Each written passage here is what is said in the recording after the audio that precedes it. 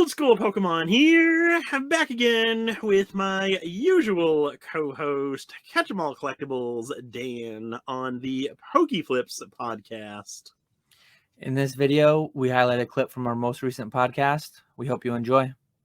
Mertz Collectibles. Dan started with $5,000, but how much would someone with work ethic and knowledge need to start a legit Poke business today?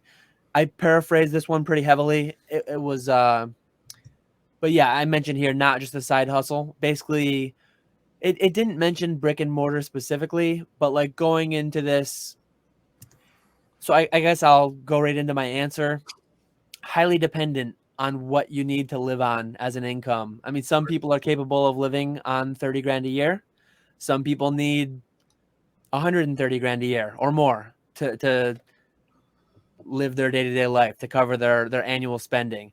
So highly dependent on that to start with. Very broad rule of thumb. Maybe you'd want to have 10 times what you thought you were going to be making per year. So if you, maybe that's too much, maybe 5 times. If you think you want to make 50 grand a year, I think 250,000 would be a reasonable amount to start with, to just get that inventory, to get stuff churning. To preface this though, and kind of disclaimer, I wouldn't recommend anybody quits their day job just snap, even if you have 250 grand. I would recommend everyone do it to some extent. The way that I did it, I didn't even do it intentionally. 8 years ago when I started with 5 grand, it was a side hustle. In those 8 years, I learned a lot. And this question, I paraphrased out of it. It mentioned having experience, having knowledge of the hobby. So like through those 8 years, I gained experience and knowledge. I also learned that I enjoyed doing this a lot. Like, don't quit your day job tomorrow and then find out a year into this that you don't even enjoy doing it full time. Like, I would say start small, scale it up, start it as a side hustle and scale it into something day to day. If it works out for you, if you enjoy it. But yeah, so kind of cheating, not answering it directly. I think you could do that with 5 grand today. You're just going to have to put in a lot more hours to scale that to a number that you can go full time with. But as I said, it's so dependent on what you're going to need to be pulling out. If you're pulling out 10 grand a month to live on versus if you're pulling out 2 grand a month to live on, very different things. Those are my thoughts on it. Yeah, I don't know. I don't think you would need that much to start out. Obviously, like you want to have your personal finances squared away. The more the better, right? I mean, so you do want to have some money in the bank for that.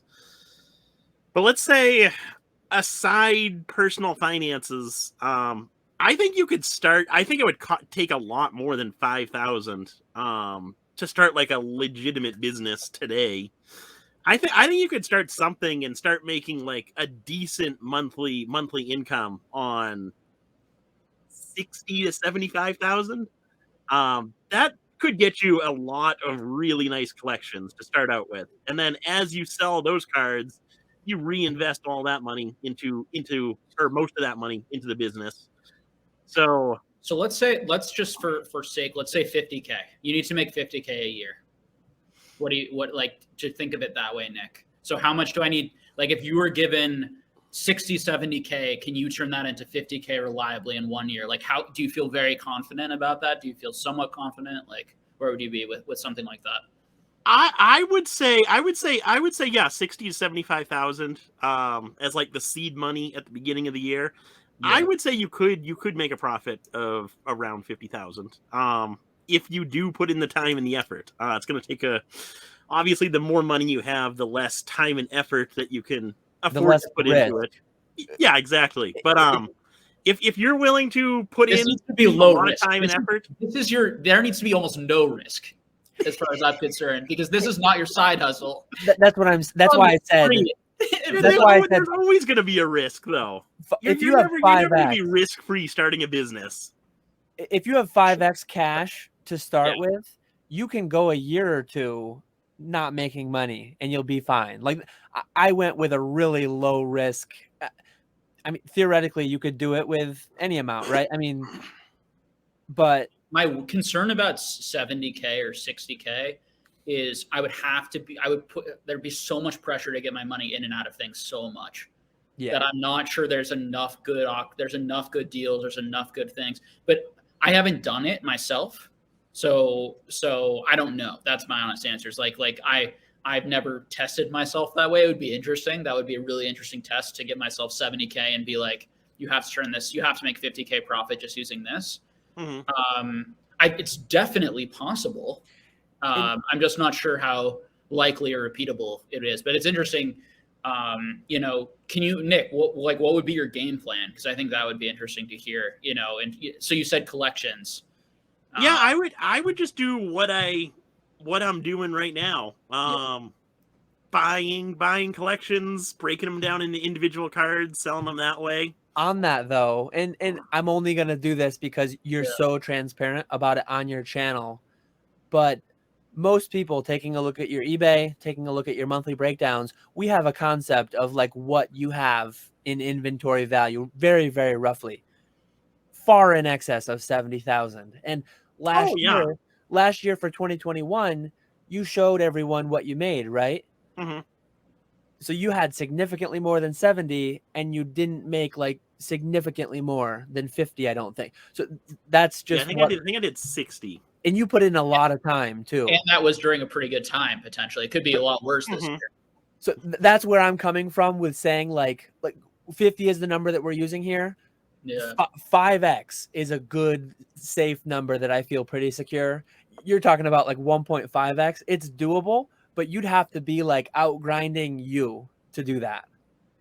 And you're grinding. Yeah. Like that would be a very high risk scenario to put yourself in, I think.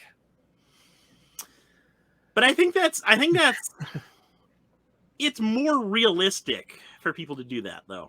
Oh, I mean, yeah, I understand to tell someone you need 250 grand. That's a lot of money.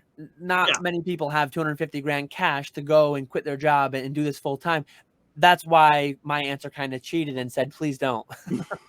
But maybe, right, it's more realistic if you have 60 or 70K to shoot a 20K target and then figure out how to get that extra 30K. Maybe you work a part-time job, something you don't mind, something that has some health benefits.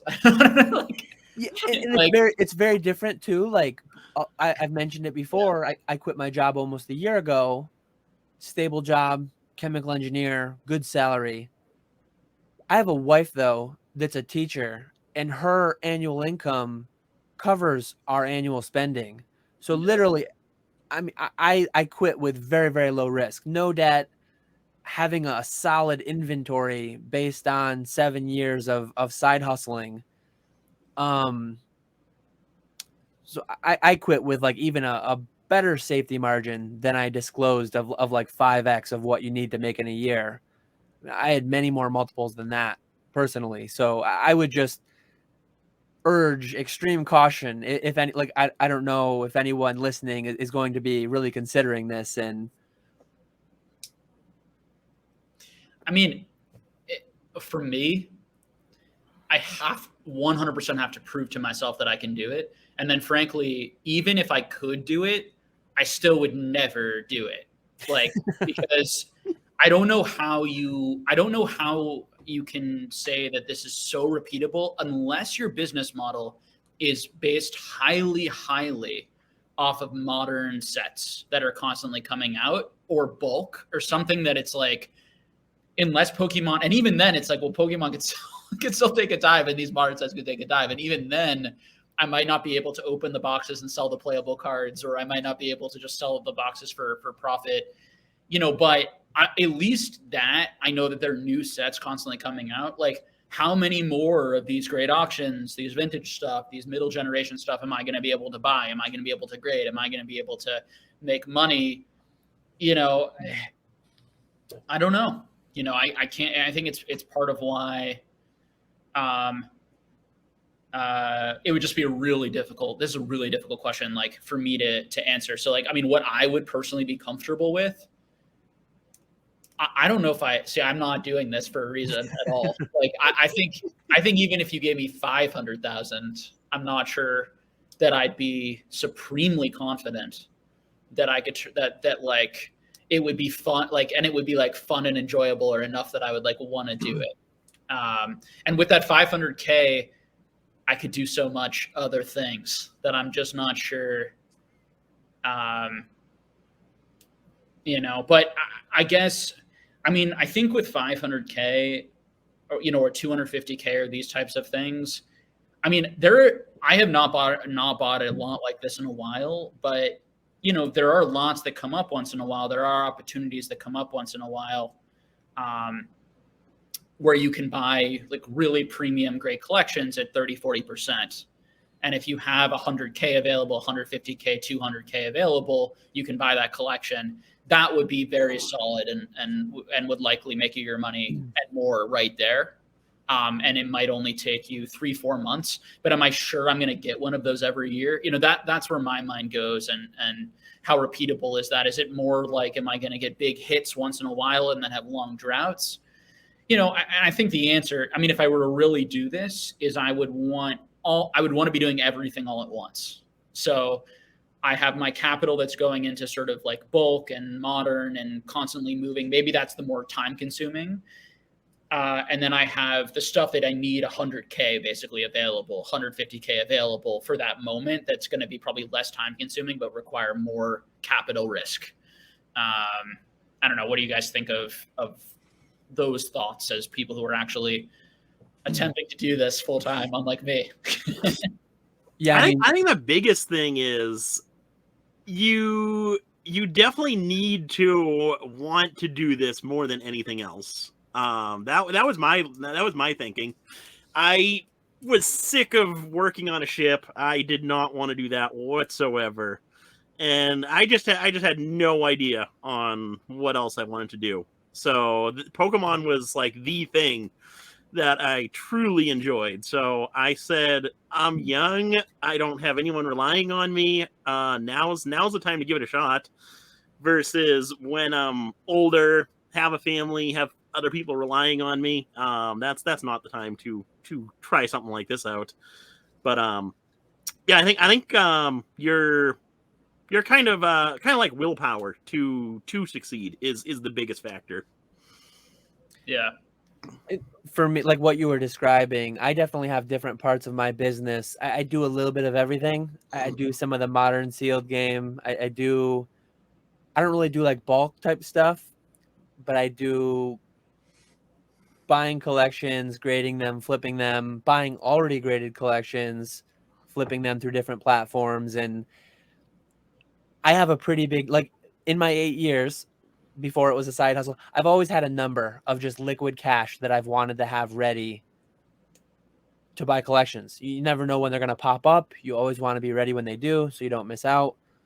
That number's grown over time, and it's pretty big these days. I mean, I've made videos on my channel buying $40,000-$50,000 like lots on Heritage, PWCC, Golden. And I'm not quite as open as Nick. I don't share everything so in depth. I have, as I mentioned, my household expenses are covered by my wife's salary. I have personal targets, and I do plan to get a little more open with some of my finances in future videos. But I have targets of what I want to make. And again, like 5x, whatever you need to make in a year, having 5 times that is what I said. I have many multiples more than that in inventory, coupled with cash over like what I need to make. So even that like fairly safe number, well, that number is still fairly risky. Jake was saying 500K, Nick's saying 75K. I'm at 250, but like in reality, I'm actually doing this full time, and I have significantly more than the number that I'm saying, the number that Jake said, accounting for inventory and all that too. Like if I had to replicate what I have today in inventory and cash it would be a big number at this point. Like, so yeah, we've already said it multiple times, but like, start it on the side, have it be a side hustle. If you work a job where you can scale back hours, move from full-time to part-time, work out something like that, and see if it's right for you, see if you can do it. But there is a lot, there's risk in any job. Even a stable job can become unstable, can get downsized, can get laid off. If a recession continues, if we go into a depression, even irrespective of recessions and depressions, companies fail. Companies out of the S&P 500 fail every year, every decade. So even stable incomes can become unstable at different times. So Pokemon being a fair bit more risky than most stable jobs, I would say. Hope you guys enjoyed that video. Be sure to smash that like button. If you haven't already, be sure to subscribe to the channel and press that notification bell so you don't miss any more of our future content. Another way to support the channel, both of our eBays are linked below via an affiliate link. Thanks for watching, and we will catch you all later.